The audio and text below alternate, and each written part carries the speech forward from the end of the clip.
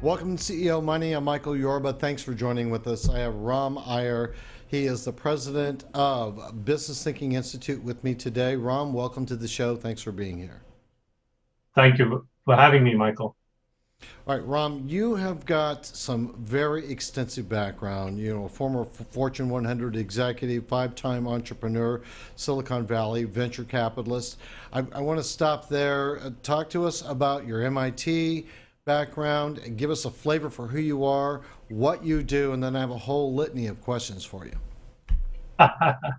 Absolutely. See, I'm just an average kid from a middle-class family. My father was a high school principal for 30 years, and my mother was a high school teacher for 20.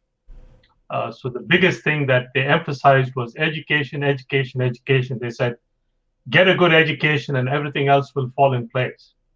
And I pursued that. I came to the United States to get a master's in a very unique field, underwater robotics.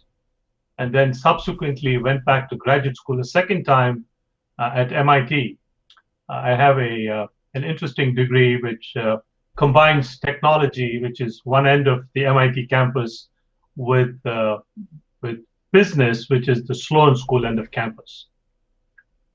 All right. Now, you started this company, Business Thinking, and I wanted to ask you a couple of questions about this. In regards to that, let's talk about business thinking for business success. Let's go into that and why we have people who do succeed and why we have people who, well, let's just put it this way, succeed better than others. Address that for me. See, very simply, you know, I'm on my fifth startup, and the third one that I did, we went and served clients in 16 different countries, and I felt invincible. Things were going wonderful. I had a big house and drove a fancy car and all that. And then the fourth startup I did imploded. It absolutely just blew up.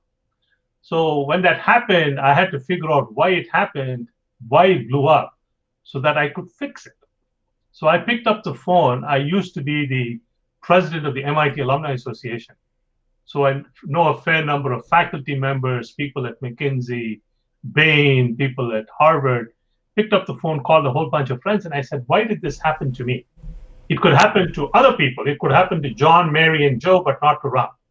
Right. And what they all said was, you failed because of lack of capital, lack of technology, lack of the right team, lack of the right plan.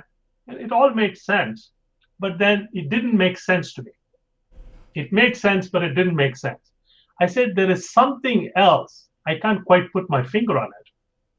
And I spent 8 weeks thinking about it. Every year I do what I call a hard thinking project, where I take something that I haven't been able to figure out and just ruthlessly think about that. Usually in a few days, I come up with the answer. In this case, it took me 8 weeks. I had no answer. In week 9, I suddenly noticed that there was a pattern in what they were talking about. They said I failed for two things.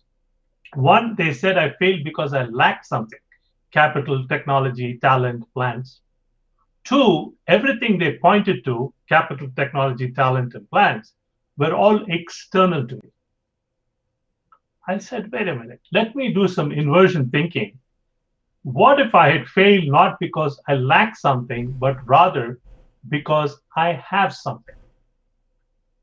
What if what I have that caused me to fail is not external to me, but rather internal to me? So what do I have within me that caused me to fail? In other words, did I fail because I was wrong? And suddenly the light bulb started going off, and I came up with 4 reasons in one evening And I picked up the phone, called the same people, and I said, hey, I thought about it a little differently. I used some inversion thinking. This is what I figured out. And they said, Ram, in that case, buddy, let me tell you how else you screwed up. And the list suddenly grew from 4 to 12. And one of the things that came out in there is when you are ignorant about something, you tend not to constantly focus on it or acknowledge it even to yourself. And you will definitely not acknowledge it to other people. And one of the things I identified was a lack of business thinking. You know how you say that Jews are good business people, or people from Texas are good at business, or Patels from India, who own 60% of the hotels and motels in the US, are good business people. They didn't become business people overnight, but they certainly think in a certain way. So I said, what the heck is that?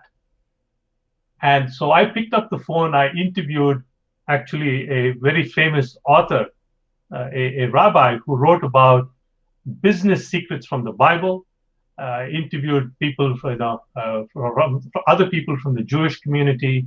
I interviewed some prominent business people, over 100 of them. And then I found that they thought about things in a particular way. And they had what I call business thinking, a certain way of thinking about it. And most of us, we say, oh, I'm getting into business. I have a great idea. A great idea is only one part of what it takes to succeed in business.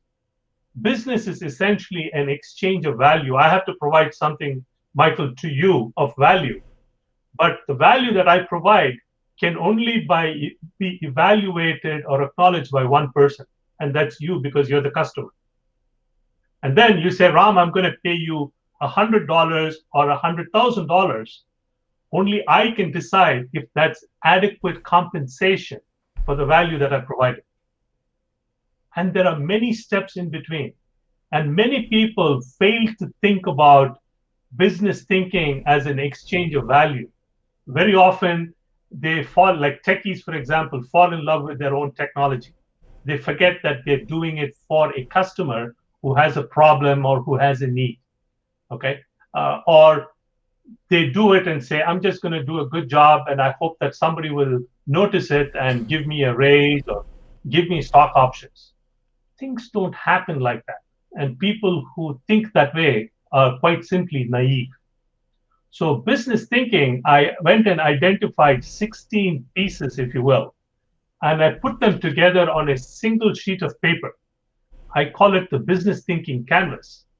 And if you go and answer those 16 questions, it will methodically walk you through all the things you need to think of and consider and people you need to talk to in order to develop and, most importantly, practice business thinking every single time you have a transaction.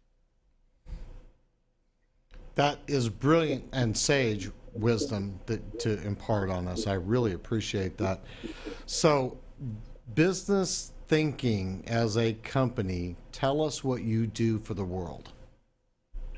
See, this was a big aha that I had.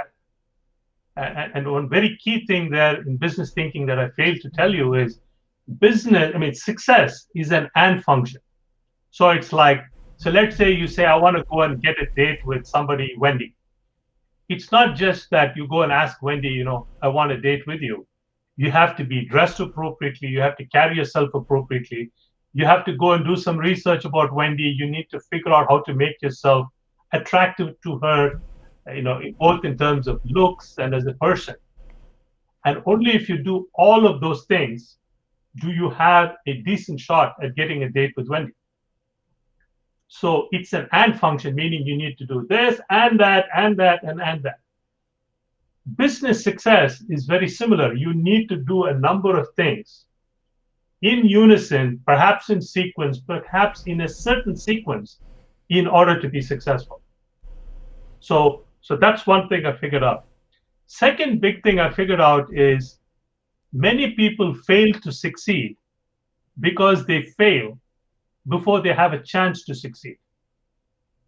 Many people say, I'm going to run a 100-meter race, and they start running the race.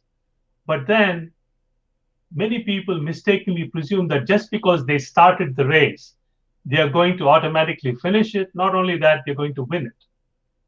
And I found, remember those internal traits that hold you back? I call Yes. them the silent killers of success. Those can derail you, push you off the rails before you get a chance to succeed. So you may have new Nike shoes, and you may have new shorts, and you may put gel on the hair to make yourself more aerodynamic. But if you have a ball and chain around your foot, none of those things matter. So those were two big buckets of things we found. And the third thing we found from that introspection is your mindset is the most important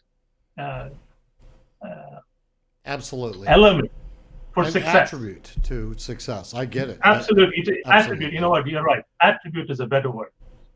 Mindset is the most important attribute. But most people don't understand what mindset is. And at one point, I did not either.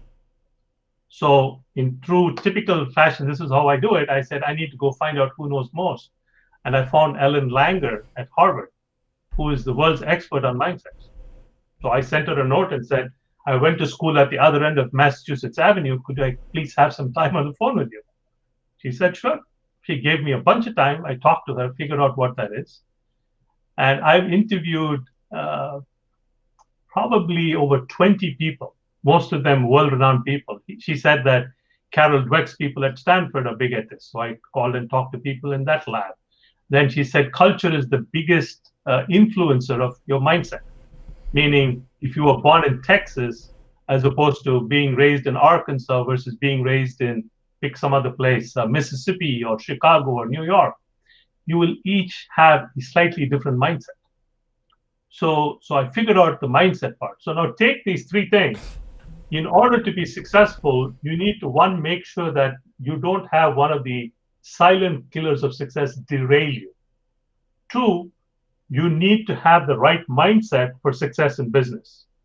Three, you need to develop and practice business thinking on a consistent basis.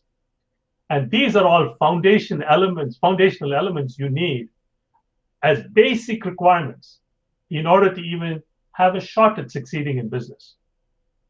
So what I do with these is I give talks about this. I give keynotes. In fact, I was in Dallas a few months ago.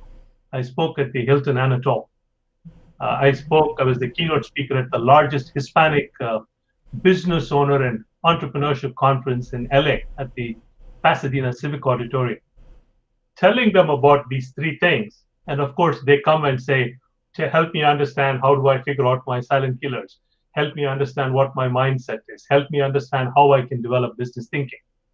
And so I conduct workshops and teach people. I also coach people one-on-one to help them work on these three broad areas, which are not taught at any of the business schools. And I went to one of the top 5 business schools in the world. They didn't teach us that.